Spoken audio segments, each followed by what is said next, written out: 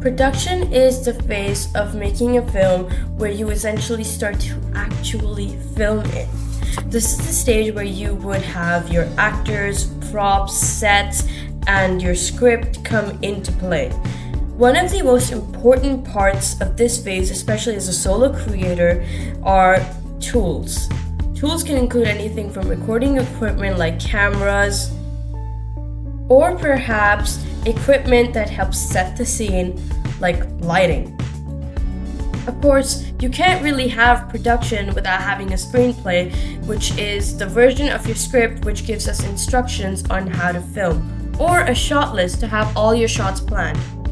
Having recording equipment such as your phone or an external microphone can be important since audio is very essential to the film experience. Next up is lighting. Lighting is a crucial part of cinematography and can make or break a scene. For example, you can see this scene over here, which has been enhanced by adding lighting. There are mainly three types of lights: key lights, fill lights, and rim lights. A key light is the brightest part of your scene. It helps highlight the subject in its entirety. A fill light is used to fill up the gaps that have not been covered by the key light. The rim light is a light that helps separate the subject from the background. Of course, lighting can be manipulated to give certain effects, such as a dramatic look with half lighting, a more mysterious effect with only rim lighting, and a lighter, more comedic tone with both a fill light and a key light. Next up is the exposure triangle formed of ISO, aperture, and shutter speed. ISO essentially refers to how exposed your scene is. This could, in simple words, be considered the brightness setting of your scene. Now, by simply decreasing ISO, you can make your scene darker or underexposed. However, by increasing the ISO, your scene is overexposed and oftentimes incredibly bright. This can be used in low light settings, but prevent using ISO too much to prevent noise. Next up is aperture. Aperture refers to how opened or closed the shutters on your camera are. Aperture directly correlates with depth of field, which is how much of your scene is visible or in focus at a time. Over here, the depth of field is incredibly small, which is why we can only see the sharpener but not the glue stick and the plant. When we shift the focus to the glue stick, the plant and the sharpener are completely out of focus, only the glue stick is in, and same when we shift the focus only towards the plant.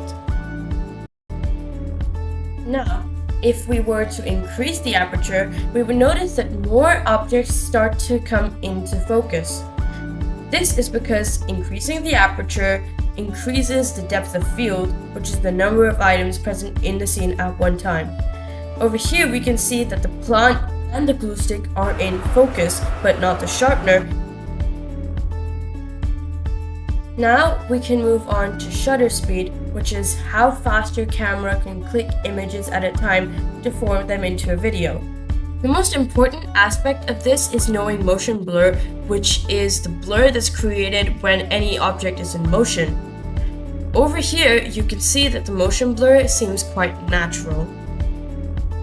This natural motion blur is attained by having this FPS, which is the frames per second of your footage, to have a realistic effect. However, increasing the shutter speed too much creates an unnatural and almost no motion blur effect, while decreasing the shutter speed way too much creates an excess amount of motion blur.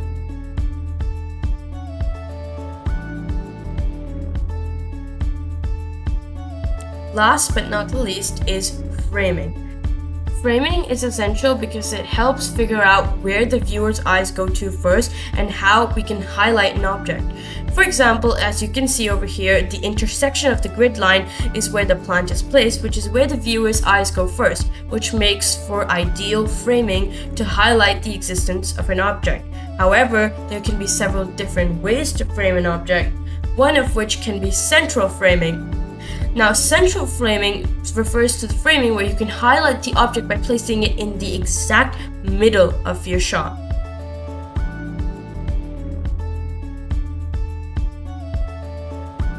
There's also a form of framing where you can place two objects at the same time in a way that their appearance is almost symmetrical.